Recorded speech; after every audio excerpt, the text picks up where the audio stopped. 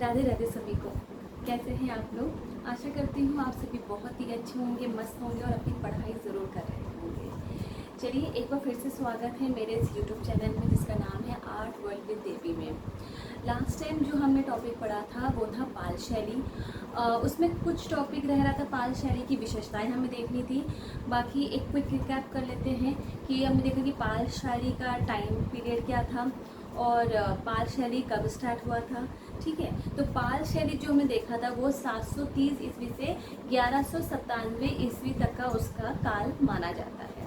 ठीक है, और जो बंगाल में जब 100 वर्षों तक बहुत ही मतलब कि शासन व्यवस्था में बहुत हलचल थी, तो वहाँ के जो जनता थी उन्होंने विद्रोह कर दिया और उसके बाद एक प्रतिनिधि चुना जिसका नाम था गोपाल, जो एक साधारण व्यक्ति था, उन्हीं को अपना राजा बनाया और उस वहीं से पाल राजवंश की स्टार्टिंग होती है, जिस वजह से इस शैली को पाल शैली कहा जाता है।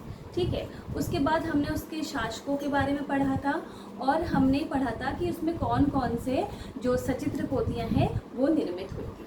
ठीक है, अब आज हम पाल शैली की कुछ जो विशेषताएं हैं वो जल्दी से देख लेंगे। चलिए फिर लेट ना करके जल्दी से हम देख लेते हैं पाल शैली की विशेषताएं। उससे पहले मैं ये कहना चाहूँगी कि अगर कोई मेरे चैनल में नया है तो प्लीज़ इस चैनल को सब्सक्राइब ज़रूर कर लीजिएगा ताकि आपको आपकी पढ़ाई से रिलेटेड वीडियो ज़रूर मिलती रहे। तो नोटिफिकेशन ज़रूर ऑन करिएगा और अगर वीडियो अच्छी लगे तो लाइक शेयर और कमेंट ज़रूर करिएगा। चलिए देर न करते हुए स्टार्ट करते हैं हम। जैसे ही बताया हमने लास्ट जो टॉपिक पढ़ा था वो था पाल शैली। और पाल शैली को जैसे मैंने आपको पहले ही बताया था कि और क्या क्या कहते हैं, नाग शैली कहते हैं, पूर्वी शैली कहते हैं और बिहारी शैली कहते हैं। और पाल शैली पूर्णतः भारतीय शैली है। अब हम आज इसकी जो है विशेषताओं के बारे में जान लेंगे। तो विशेषताओं में पहला देखिए, अधिकांश चित्र जो क्या है इसमें पोथियों में ही प्राप्त है। अधिकांश चित्र क्या है वो पोथियों में ही प्राप्त हुए हैं। दूसरा क्या है, चित्र जो है लघु है और उनमें जो रंग इस्तेमाल हुआ है लाल, लाल में क्या क्या यूज हुआ है, सिंदूर, हिंगुल और महावर। ठीक है, तो लाल कलर करने के लिए क्या क्या यूज किया गया है, सिंदूर, हिंगुल और महावर का इस्तेमाल किया गया है। कहाँ पे, पाल शैली में। नीला किससे बनाया गया, लाजवर्द या नील से, लाजवर्द या नील से जो हमें नीला कलर बनाया गया है। सफेद खड़िया और कासगर काला मतलब काजल तथा मूल रंगों के मिश्रण से बनाए गए गुलाबी, बैंगनी और फाख्तई रंगों का प्रयोग हुआ है। मूल रंगों के मिश्रण से, ठीक है, मूल दो रंग मिला के जो हमें कलर मिलते हैं तो वो कलर भी पाल शैली में यूज हुआ है। जैसे गुलाबी, तो अगर हम लाल और सफेद मिला देंगे तो क्या बन जाएगा, गुलाबी कलर हमें मिल जाएगा। उसी तरह अगर हम लाल और नीले को, ये मूल कलर है, लाल और नीले को मिला देंगे तो क्या बन जाएगा, बैंगनी कलर। ठीक है, और फाख्तई रंग मतलब जिसमें भी हम सफेद मिलाते हैं उसको धूमिल दिखाते हैं, वो फाख्तई होता है। ठीक है, उसके बाद देख लेंगे तीसरी विशेषता क्या है कि अधिकतर चेहरे कैसे बने हैं, सवा चश्मा। ठीक है, ये काफी मतलब इम्पोर्टेंट होता है कि सारी शैली में पूछते हैं कि चेहरा जो है कैसा बना है, किसमें 1.5 चश्म, किसमें सवा चश्म, किसमें 2 चश्म, तो इसलिए इसको ध्यान रखना बहुत जरूरी है। तो पाल शैली में चेहरे कैसे बने हैं, सवा चश्म, याद रखिएगा। मैं रिपीट बार बार करती हूँ ताकि आपको ये साथ ही साथ याद भी होता जाए। ओके, तो चेहरे कैसे बने, सवा चश्मे में बने हैं और एक ही प्रारूप में बनाए गए हैं। सिर कैसे हैं, चपटे हैं। सिर कैसे बनाए गए हैं, चपटे बनाए गए हैं। नाक लंबी है जो परले गाल से आगे थोड़ी निकली हुई दर्शाई गई है। सिर चपटे हैं, नाक लंबी है जो परले गाल से क्या हुई है, निकली हुई दिखाई गई है। अच्छा, आंखें जो है बड़ी बड़ी है, कर्ण स्पर्शी मतलब कानों तक और वक्र रेखाओं से बनाई गई है। ठीक है, बड़ी बड़ी कर्ण स्पर्शी मतलब ऑलमोस्ट वो कान तक जाती हैं। आंखें जो है इतनी बड़ी हैं कि वो कान को छू रही हैं। ठीक है, कर्ण स्पर्शी मतलब कान तक, उसको ऐसा प्रतीत होता है कि कान तक टच हो रहा है, इतनी बड़ी बड़ी है। अच्छा, फिर उसके बाद जो विशेषता है उसमें है कि हाथ पैरों में अकड़न है। तो पाल शैली में जो भी मानव आकृति जो बनाई गई है तो उनके हाथ पैरों में ना अकड़न है, वो कठपुतली की समान लगती है। और रेखाएं जो है वो काले रंग से बनाई गई है। और तुलिका की जगह क्या इस्तेमाल हुआ है, निब का प्रयोग हुआ है। तूलिका की जगह क्या प्रयोग हुआ है, निब का प्रयोग हुआ है। उसके बाद देख लेंगे अगली विशेषता क्या है। पोथियां जो है वो उत्तम प्रकार के ताल पत्रों को छाया में क्या करते थे, सुखाकर तैयार करते थे और फिर उसमें जो है चित्रकारी की जाती थी।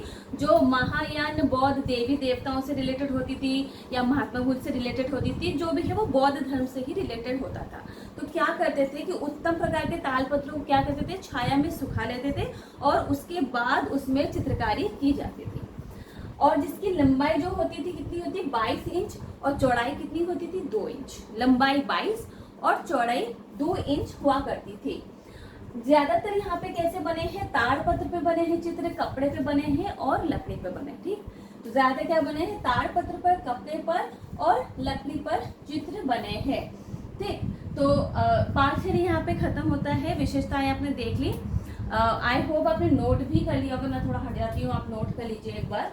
मैं एक बार फिर से इसको जो है रिवाइंड कर देती हूँ। पाल शैली जो हमने पढ़ा था, तो उसका जो हमने समय देखा था वो 730 से लेकर 1197 ईस्वी तक है।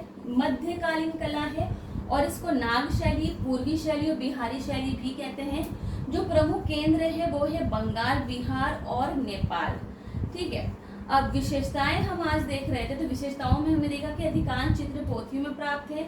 चित्र लघु और उनमें लाल, जिसमें सिंदूर, हिंगुल, महावर, नीला, लाजवर्द या नील, सफेद खड़िया, कासगर, काला, काजल और मूल रंगों के मिश्रण से बनाए गए हैं, जिसमें गुलाबी, बैंगनी और फाख्ताई रंगों का प्रयोग हुआ है। चेहरे अधिकतर कैसे बने हैं, सवा चश्म बने हैं और एक ही प्रारूप में बनाए गए हैं। सिर कैसे हैं, चपटे हैं। नाक लंबी है जो परले गाल से आगे निकली हुई दर्शाई गई है। आंखें जो है बहुत बड़ी बड़ी बनाई गई है, जो कि कर्ण स्पर्शी लगती है, कानों को छू रही है और वक्र रेखाओं से बनाई गई है। हाथ पैरों में अकड़न है, मतलब स्वाभाविक नहीं बनी हुई है। रेखाएं काले रंग से बनाई गई है और तूलिका की जगह क्या इस्तेमाल हुआ है, निब का प्रयोग हुआ है। और पोथियां जो है वो उत्तम प्रकार के ताल पत्रों को छाया में सुखाकर बनाए गए पत्रों पर ही चित्रकारी की गई है।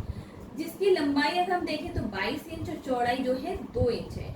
यहाँ ज्यादातर ताड़पत्र, कपड़े और लकड़ी पर चित्र बनाए गए हैं।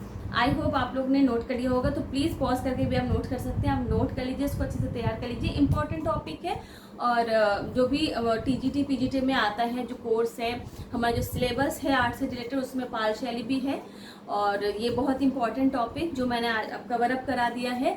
इसके बाद हम बहुत जल्दी एक नए टॉपिक के साथ आएंगे।